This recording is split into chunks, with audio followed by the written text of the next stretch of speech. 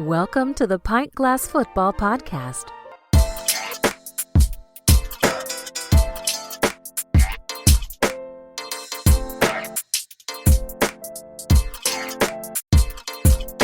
What's up, PGF Nation? Today, we are previewing and making betting picks for two top 25 matchups in college football with a bonus college football betting pick. And then we will each give you our three favorite NFL bets for this week as well. But joining me as always, my co-host, Alex Higdon. Alex, what is going on? Interesting week, Brad, in college. I guess we don't have a lot of top 25 action, but the NFL continues to remain a very interesting league this year.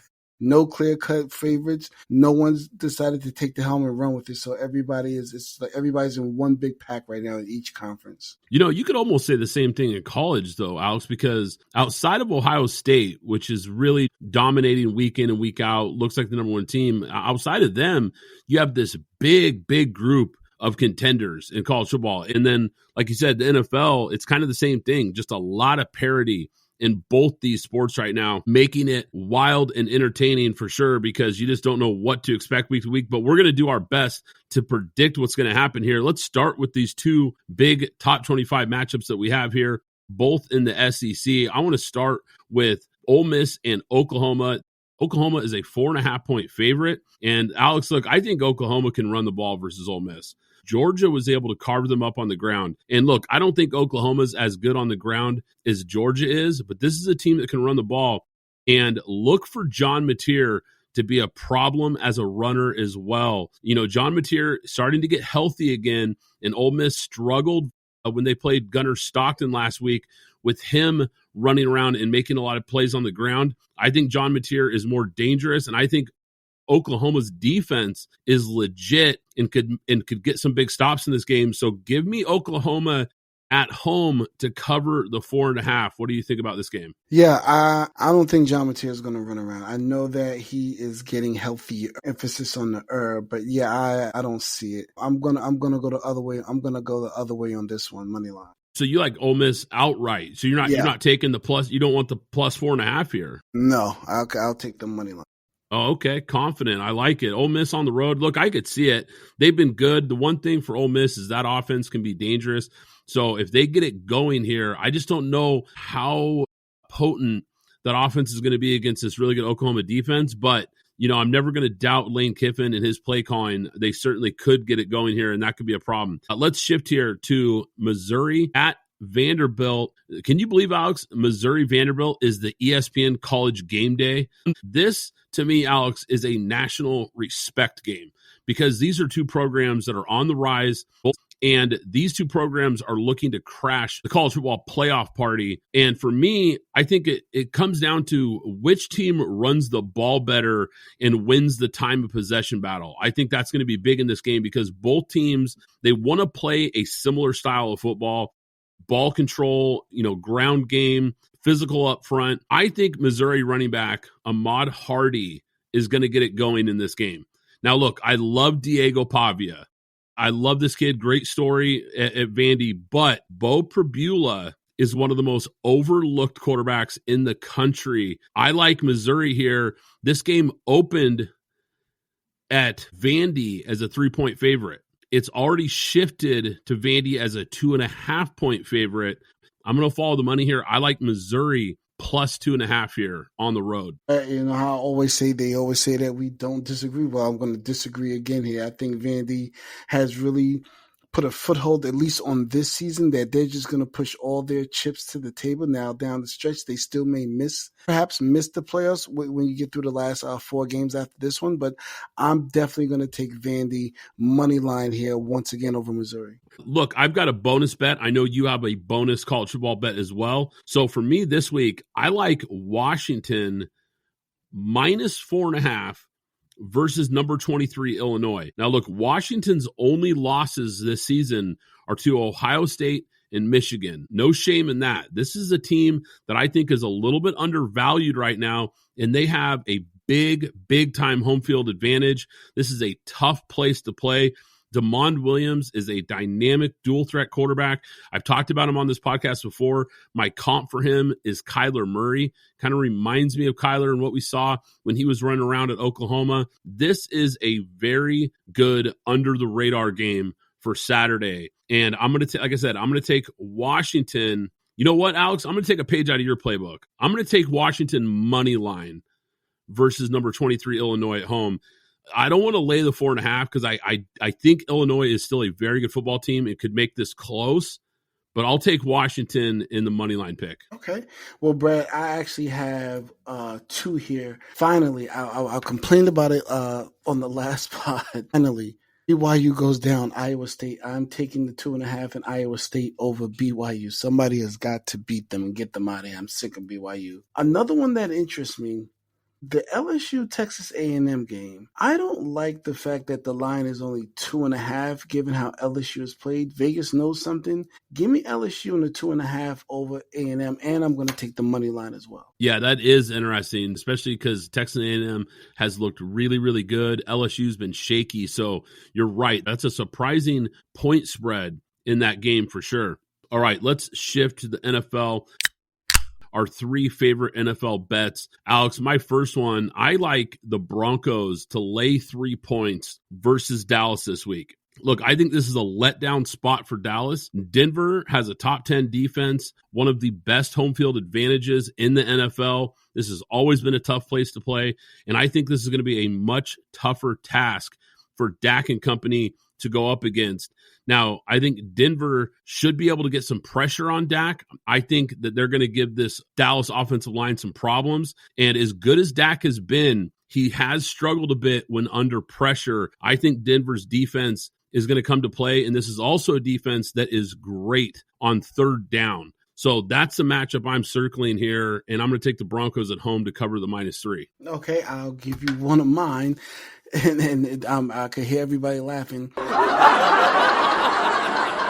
Give me the Jets in the 6.5 over the Bengals. I think this is a must-win game. And what I mean by a must-win game, not for anybody's job. I just think the Jets are at the brink of desperation. And when you have a desperate team that has 0 wins, and Cincinnati, whose defense has shown up a little bit since Joe Flacco has arrived, I think this is a desperation spot for the Jets just to simply get a win and get off the schneid here. Give me the Jets in the 6.5 over the Bengals.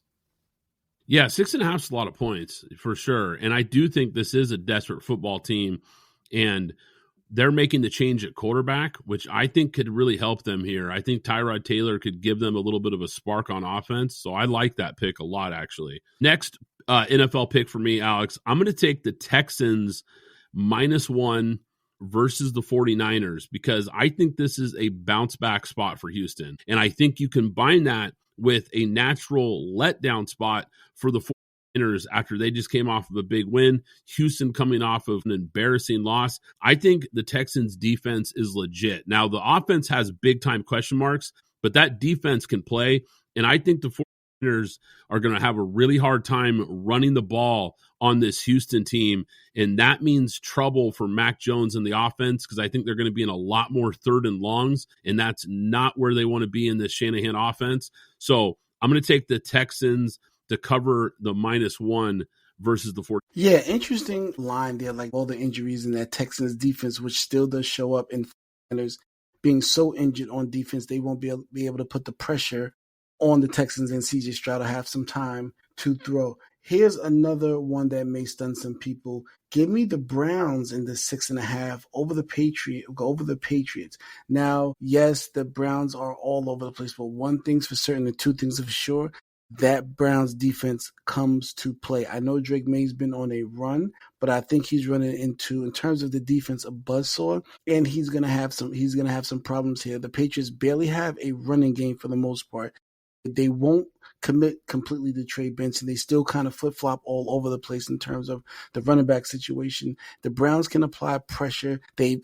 We could probably say for the past 4 years, they've been a top 5 or top 10 defense for the past 4 years, led by Myles Garrett.